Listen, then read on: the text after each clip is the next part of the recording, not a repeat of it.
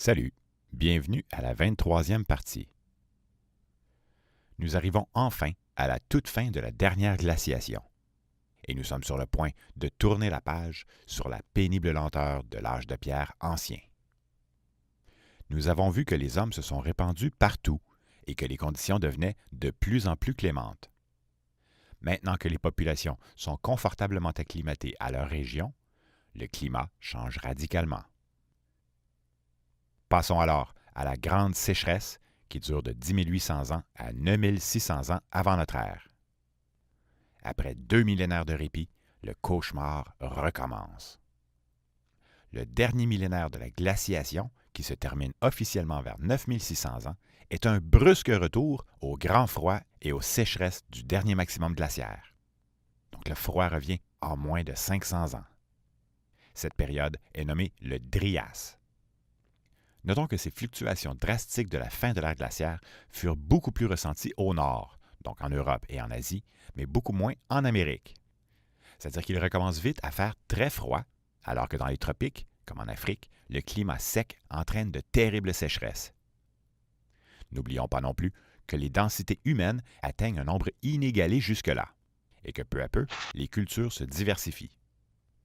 Il va sans dire que tous les premiers petits villages du Proche-Orient sont rapidement abandonnés et que l'expérience de la vie sédentaire ne sera plus tentée avant la fin de l'ère glaciaire. Pendant ce temps, les femmes recommencent à attendre 3 à 4 ans avant d'enfanter à nouveau.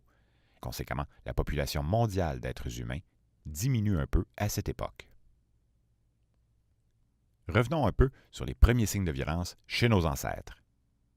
Jusqu'à la toute fin de la dernière glaciation, les auteurs hésitent beaucoup à parler de violence entre hommes. Pourtant, nous serions naïfs de croire qu'il n'y eut jamais aucune violence, puisque l'homme moderne, muni d'armes de chasse redoutables, est un excellent chasseur. À quel moment retournent-ils leurs armes sur leurs semblables? Nous ne pourrons jamais retrouver le premier meurtre prémédité, car il ne s'agit longtemps que de gestes isolés.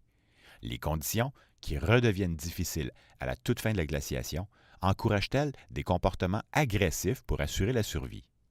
Il semble que le changement de mentalité, à l'échelle planétaire, y soit aussi pour quelque chose.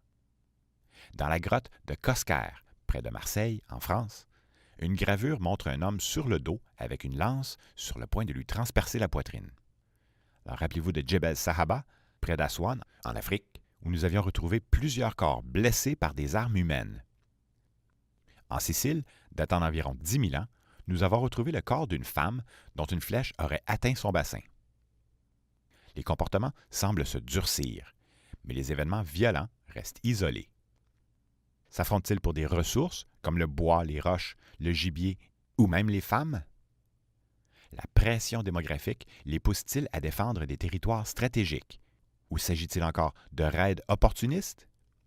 Il semble en effet que les raisons des conflits se précisent, mais pour le moment, nous ne pouvons pas parler de guerre organisée ni de guerre systématique. Passons maintenant au Proche-Orient. Les bois, donc les pistachiers, les amandiers et les chênes, disparaissent du paysage. Le gibier se déplace et il n'est plus possible d'habiter à un seul endroit pendant toute une année. Les 2 premiers millénaires de vie sédentaire se soldent par un échec, et les habitants, trop peu nombreux pour former leur propre tribu, doivent rejoindre d'autres groupes en se réadaptant à la vie nomade. Quelques villages abandonnés, comme Ain Malaha et Hayonim, deviennent des lieux sacrés où les peuplades continuent d'y enterrer les morts, c'est-à-dire jusqu'à ce que les toits des maisons s'effondrent.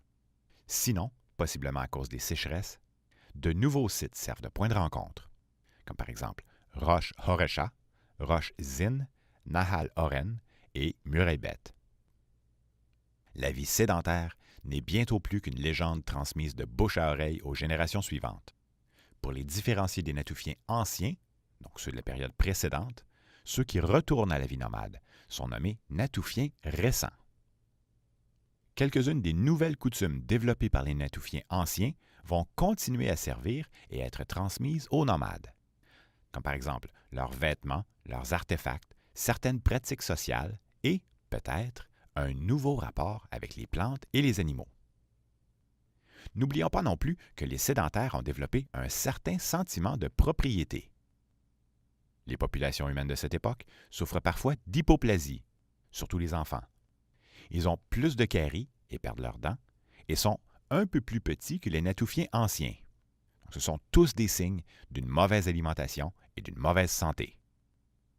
Chez les peuples de la culture Kebaran, qui habitaient dans la région 5 millénaires plus tôt, les animaux étaient chassés indépendamment de leur taille ou de leur sexe. Lorsque nous arrivons à leurs descendants natoufiens récents, ils doivent faire face aux nouvelles sécheresses et aux problèmes de surpopulation humaine. Ils tentent alors d'adopter de nouvelles stratégies de chasse, notamment en ciblant les gros mâles pour nourrir le plus de monde possible avec une seule proie. Ils ne touchent pas aux femelles pour qu'elles puissent continuer à se reproduire tranquillement. Malheureusement, la taille des mâles joue un rôle important dans leur reproduction. Et il ne fallut pas plus de quelques générations, donc moins de 500 ans, pour que leur taille diminue. L'espèce est devenue plus petite. Ils doivent alors abattre plusieurs proies pour se nourrir et le nombre de troupeaux tombe en flèche. Pour compenser la diminution des ressources, les populations humaines durent, ici et là, planter des graines, transplanter des nouvelles pousses, les arroser, arracher les mauvaises herbes et enlever les parasites afin d'aider les plantes dont ils dépendent. Bien entendu, nous n'avons aucune preuve des gestes qu'ils posaient, mais il est fort à parier que les Natoufiens transportaient des graines, des pois ou des lentilles dans leurs sacs et que les connaissances des sédentaires devaient inclure comme stratégie de créer des nouveaux champs là où ils en avaient besoin. La région du croissant fertile, au Proche-Orient, sera une des régions les plus fertiles de la Terre après l'ère glaciaire. Et c'est là que nous trouverons les premières traces de plantes domestiquées. La domestication des plantes aurait pu commencer ici par nécessité, donc pendant la sécheresse qui débute vers 10 800 ans, lorsque les plantes deviennent rares. En fait, la première plante domestiquée connue est le seigle de Abu Huraira, entre 11 000 et 10 500 ans, c'est-à-dire au tout début de la sécheresse. Les Natoufiens récents essaient sans doute de renverser le déclin des plantes sauvages qui s'amorcent dans la région en domestiquant cette première plante sans le savoir. Peu de temps après, lorsque les sécheresses deviennent plus sévères, ils doivent abandonner leur village et le seigle retourne à l'état sauvage. Il est à peu près impossible de savoir exactement où et quand les plantes se font domestiquer. Et il est très probable qu'elles aient été domestiquées plus d'une fois à différents endroits.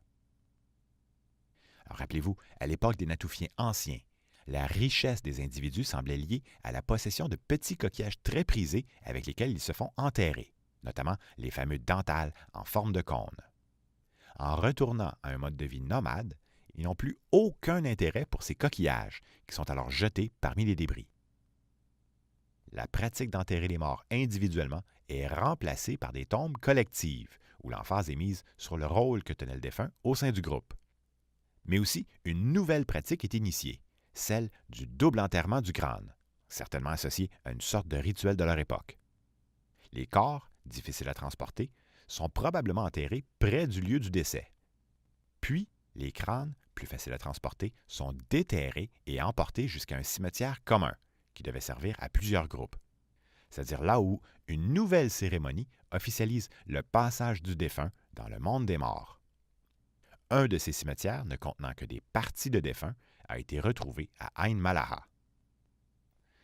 Un des rares villages fondés pendant la sécheresse, donc vers 10 000 ans avant notre ère, Halan Semi Tepesi, est situé au pied des chaînes de montagnes Taurus et Zagros.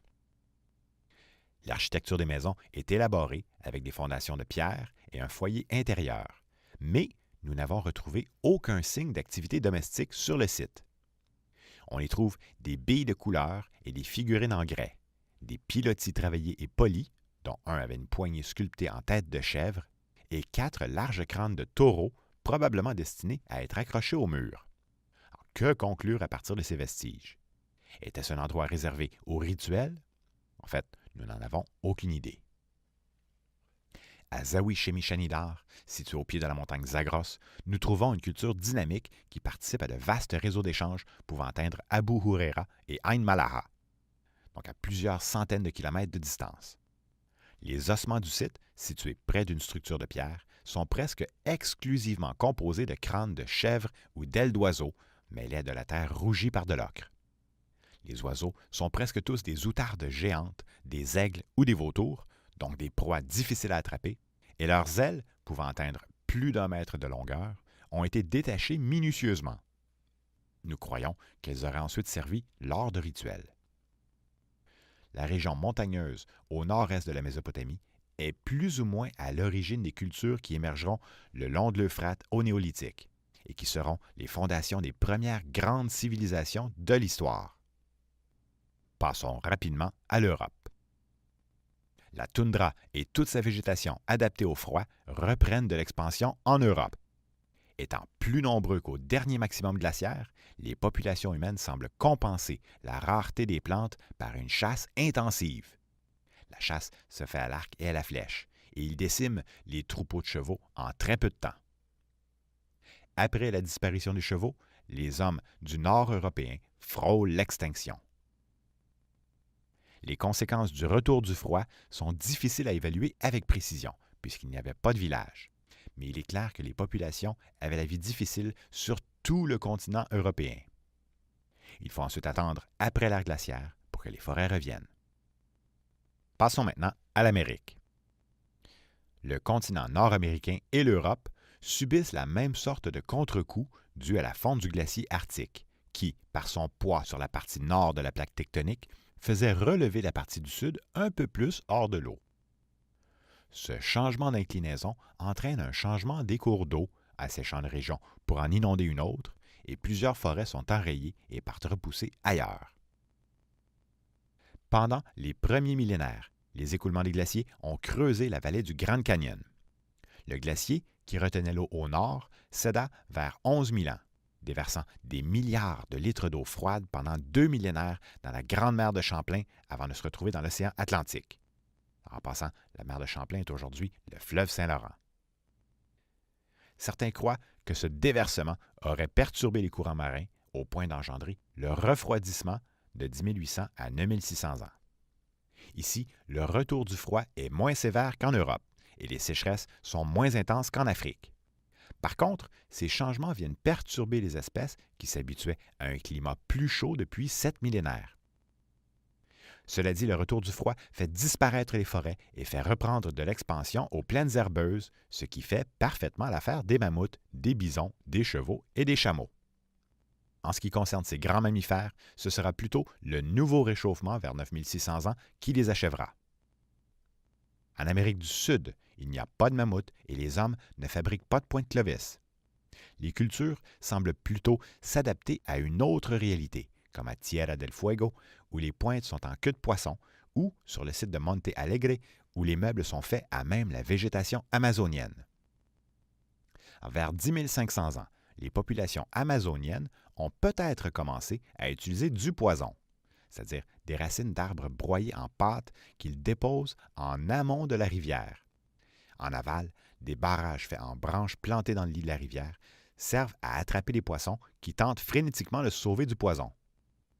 Emprisonnés dans les barrages de bois, les poissons meurent empoisonnés.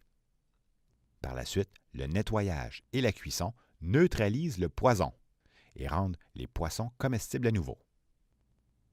Ces populations du Sud, comme partout ailleurs sur la Terre, se sont adaptées à leur nouvel environnement en profitant au maximum de leurs nouvelles opportunités. Alors, puisque nous venons de couvrir encore une grande partie de notre évolution, un nouveau bilan s'impose. Notre meilleure hypothèse sur l'origine du cosmos, le Big Bang, place le début de celui-ci autour de 13,7 milliards d'années, sans toutefois préciser pourquoi il s'est mis à exister.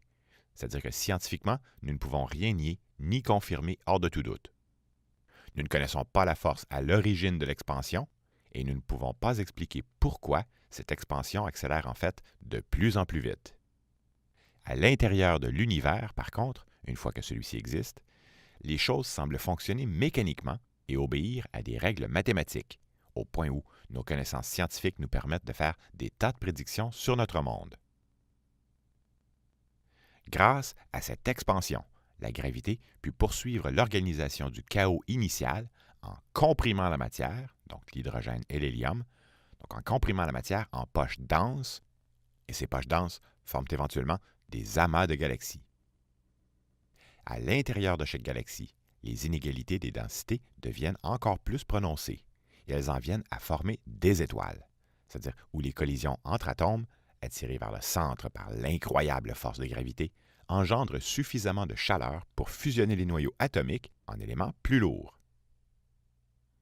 Selon nos connaissances actuelles, seules les étoiles très massives expulsent des grandes quantités d'éléments lourds dans l'univers. Suite à la gigantesque explosion d'une étoile dans nos environs, il y a un peu plus de 4,5 milliards d'années, notre nuage de gaz s'est condensé en formant notre Soleil, laissant traîner nos planètes et énormément de météorites dans ces sillons. Sur la Terre, notre atmosphère, engendrée par les volcans, ainsi que l'érosion de la croûte rocheuse, ont permis la formation des premières molécules de la vie, c'est-à-dire les sucres, les lipides et les acides aminés. Toute la matière réagit mécaniquement avec d'autres matières, c'est-à-dire lorsqu'elle a suffisamment d'énergie. Toutes les formes de vie sur la Terre dépendent de réactions chimiques qui sont plus faciles à faire ou à défaire qu'un assemblage atomique. Mais le mystère du premier code génétique persiste. Nous ne comprenons pas comment la matière inerte devient vivante. Les molécules ne veulent rien et ne pensent pas. De son côté, la vie s'adapte. Et pratiquement tous les environnements de la Terre où il est possible d'extraire de l'énergie bon marché sont exploités, c'est-à-dire même dans des conditions extrêmes. La vie est-elle une sorte de réaction en chaîne qui se perpétue? Nous devons admettre que la vie est bien plus qu'un astucieux paquet de molécules. Pourtant, les premières cellules simples n'aspirent à rien de plus pendant 3 milliards d'années. Et aucune n'est vraiment supérieure à sa voisine, puisqu'elle nécessite une sorte d'équilibre entre certains types de réactions chimiques, comme la photosynthèse et la respiration, pour que leurs adaptations fonctionnent à très long terme. À partir du moment où les cellules eucaryotes inventent la reproduction sexuée, elles se mettent à se diversifier beaucoup plus vite. Vers 700 millions d'années, lorsqu'apparaissent les premiers animaux multicellulaires, un nouveau degré de complexité est atteint. Mais encore là, malgré les inventions anatomiques, l'évolution des cellules identiques, donc au même ADN, qui coopèrent pour augmenter les chances de survie de l'organisme, ne semble pas dévier de son intention première, c'est-à-dire obtenir l'énergie requise pour perpétuer l'existence du code génétique. Essentiellement, les êtres multicellulaires ne sont que des réseaux complexes servant à distribuer les ressources à travers le corps, comme par exemple le tube digestif et le système sanguin des animaux.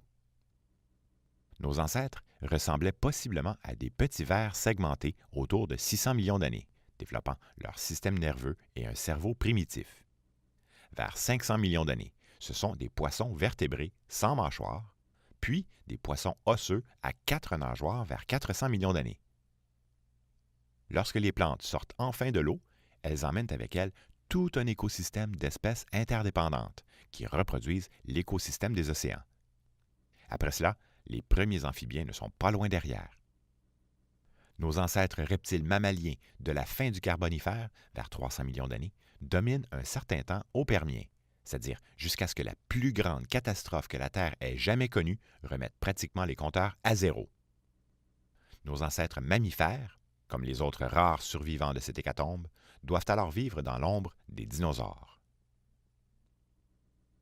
Parmi les mammifères qui survivent à la catastrophe d'il y a 65 millions d'années, ceux qui apprennent à vivre dans les arbres développent leur capacité à se tenir sur les pattes de derrière et adaptent leurs mains et leurs pieds pour mieux se déplacer dans les branches. Leur évolution vers des créatures toujours plus grosses et plus sociables, en plus du refroidissement progressif qui confine leur forêt aux latitudes tropicales, donc leur évolution contribue à chaque étape à éliminer la compétition des espèces plus anciennes. Jusqu'aux singes hominoïdes du Miocène, nous pourrions croire que leur mode de vie, comme leur position debout, leur vie sociale, donc leur mode de vie favorise le développement d'un cerveau supérieur à tous les autres animaux ayant vécu jusque-là. Nos grands singes ne nous donnent-ils pas l'impression d'être plus intelligents que la plupart des autres animaux? Malgré cela, leur règne décline avec le climat, ne laissant plus qu'une poignée de grands singes, jusqu'au jour où nos ancêtres quittent cette lignée, entre 8 et 6 millions d'années, pour s'aventurer dans les savanes. Les australopithèques, qui ne sont en fait que des grands singes semi-bipèdes, parviennent non seulement à survivre dans les conditions arides en élargissant leur régime de plantes et de fruits, qui deviennent rares, mais ils se démarquent finalement du lot en utilisant des outils de fortune qui leur donnent accès aux noix et aux racines et, éventuellement, à des opportunités de manger de la viande régulièrement. Le choix de manger de la viande, alors peut-on vraiment choisir de ne pas avoir faim, a été fait par nos ancêtres il y a près de 3 millions d'années, donc sans que nous ayons à nous adapter à être de véritables prédateurs. N'oublions pas les 60 millions d'années précédentes où nos ancêtres se gavaient de fruits. Doit-on s'étonner que les nutritionnistes de notre époque nous encouragent encore à en manger plusieurs par jour? De tous les outils utilisés, les roches taillées sont les seuls qui nous restent aujourd'hui. À force d'utiliser des outils, les formes et les cassures peuvent être évaluées plus attentivement. Le résultat est-il meilleur ou moins bon? Les premières techniques de taille et les connaissances des bonnes roches purent alors être transmises aux générations futures dans des sociétés de plus en plus complexes, mais toujours sans langage. Les traces de ces premiers hommes démontrent maintenant une société de plus en plus organisée et efficace, avec toujours plus d'assurance en leurs compétences. Et les changements qu'ils apportent à leur environnement deviennent de plus en plus importants. Bien sûr, leur cerveau aussi atteint un nouveau stade. Est-ce pour traiter les informations complexes des muscles, c'est-à-dire lors de la marche sur deux pattes, ou pour traiter les nouveaux comportements sociaux, ou encore simplement parce que l'apport régulier d'énergie, la viande, le permettait? Nous en savons encore trop peu pour nous aventurer dans des liens de cause à effet. Chose certaine, ils apprennent à manipuler le feu pendant une grande partie de l'âge de pierre ancien et n'émettent plus de simples grognements de primates, mais ils ne parlent pas encore un langage articulé. Les relations homme-femme de nos ancêtres nous échappent aussi totalement. L'image de l'homme des cavernes traînant sa femme par les cheveux est fausse et dépassée. Même si les mâles sont supérieurs physiquement, ils ont tout à gagner à être amicaux et coopératifs dans une société de partage. Les conséquences sont très graves pour ceux qui ne savent pas vivre en harmonie avec le groupe. Se faire bannir équivaut pratiquement à une condamnation à mort. Quand l'homme moderne émerge enfin, il supplante toutes les espèces anciennes et ils sont possiblement les premiers, enfin, à pouvoir faire du feu. Cette nouvelle technologie, à elle seule, consacre l'humanité au sommet de la pyramide écologique. Il se passe 65 millions d'années entre la fin des dinosaures et notre époque, et notre espèce n'aurait que 120 000 ans, héritant de tout un bagage ancestral de croyances, de coutumes et de rituels conservateurs, fidèlement transmis de génération en génération. Comparé aux Homo habilis, ergaster et compagnie, sans langage, avec peu de moyens et sans savoir faire du feu, le succès des hommes modernes est mirobolant comparé à tout ce qui précède. Grâce à leur réseau d'échanges et à leur longue tradition de partage, l'être humain a réussi à coloniser tout le territoire habitable de la Terre en très peu de temps, et cela avec peu de population. Et grâce à cette coopération de longue date, aujourd'hui, nous partageons encore ces mêmes valeurs fondamentales que nous appelons l'humanité. Certains diraient même que nous ne sommes pas encore vraiment sortis de l'âge de pierre. Les mentalités ne changent pas partout en même temps. Pourtant, après les derniers soubresauts climatiques de la dernière glaciation, l'humanité entière tourne la page sur l'âge de pierre ancien. À certains endroits, il s'installe une fois pour toutes. Le nouvel âge de pierre, ou néolithique, qui s'amorce alors au Proche-Orient, est une des périodes les plus fascinantes de notre évolution. En revanche, en établissant une sorte de barème technologique, donc l'agriculture, l'élevage, la poterie, la métallurgie, l'écriture, cette région éclipse à peu près tous les autres peuples de la Terre jusqu'aux premières civilisations. Que faut-il croire de tout ceci? Notre vision de l'évolution est-elle trop étroite? Sans aucun doute. Notre paradigme actuel, qui représente l'ensemble de nos connaissances actuelles, c'est-à-dire celles que nous acceptons sans trop les questionner, malgré les incohérences, les faits contradictoires et parfois même l'absence totale d'informations, donc nos paradigmes actuels nous empêchent d'envisager autre chose. Malgré cela, les découvertes récentes affirmant « tout changer » ne semblent être que des ajustements subtils à ce que nous savons déjà, et la majeure partie de nos connaissances seront récupérables au paradigme suivant. Concrètement, Que le chaînon manquant soit tel ou tel singe ne change pas grand-chose au reste de notre histoire. Il serait en fait très étonnant que les singes soient devenus des plantes avant d'engendrer l'espèce humaine. Certaines traces sont disparues à jamais, tandis que les gestes et les paroles ne laissent aucune trace. Mais est-ce nécessaire de faire appel à une intervention divine pour expliquer l'évolution des singes, la bipédie, la croissance du cerveau ou le fait d'apprendre à faire du feu? Certainement pas. Même qu'il semble de moins en moins nécessaire d'avoir recours à des forces mystérieuses pour expliquer ces changements, puisqu'en approchant de notre époque, le niveau de certitude de nos connaissances augmente et il est facilement concevable qu'un être humain comme vous et moi découvre comment faire du feu. Depuis le 20e siècle, l'archéologie et la génétique nous ont permis de faire des pas de géant pour comprendre notre évolution. Nous sommes donc loin d'avoir fini de chercher, et nous pouvons encore nous demander quelle est la part du hasard dans tout ceci. L'être humain est-il un simple phénomène naturel dans l'univers? Sommes-nous un pur produit du hasard? Bien sûr que non. Si nous oublions les 4 milliards d'années d'évolution précédentes et les innombrables formes de vie qui n'ont pas survécu, il est difficile de concevoir avoir autant de chances devant ce fait accompli. Pourtant, dans un tirage au sort, le gagnant du tirage peut s'étonner de sa chance tant qu'il le veut. En sortant un billet, le tirage avait 100% de chance de tomber sur quelqu'un. Le hasard n'est donc pas entièrement aléatoire. La vie réagit en s'adaptant à l'environnement, qui change à son tour avec le temps et force la vie à se réadapter à nouveau, et ainsi de suite. L'être humain, plus que toute autre espèce à l'heure actuelle, altère l'environnement à l'échelle planétaire. Notre chance inouïe, et celle de plusieurs autres espèces ayant survécu jusqu'ici, pourrait changer à tout moment. Nos ancêtres mammifères ont fait beaucoup de chemin depuis l'époque où ils se terraient à l'abri des dinosaures. Qui aurait pu prédire qu'un jour, de gros primates sur 2 pattes feraient peur aux tigres? Qui aurait cru qu'ils s'organiseraient au point de planifier d'avance et de garantir leur propre nourriture en domestiquant des plantes et des animaux? Comment interpréter alors le panthéon de l'ère glaciaire avec ces animaux géants qui tombera dans l'oubli pour être remplacé par un culte des ancêtres ou par de multiples forces spirituelles de la nature à la base des premières religions?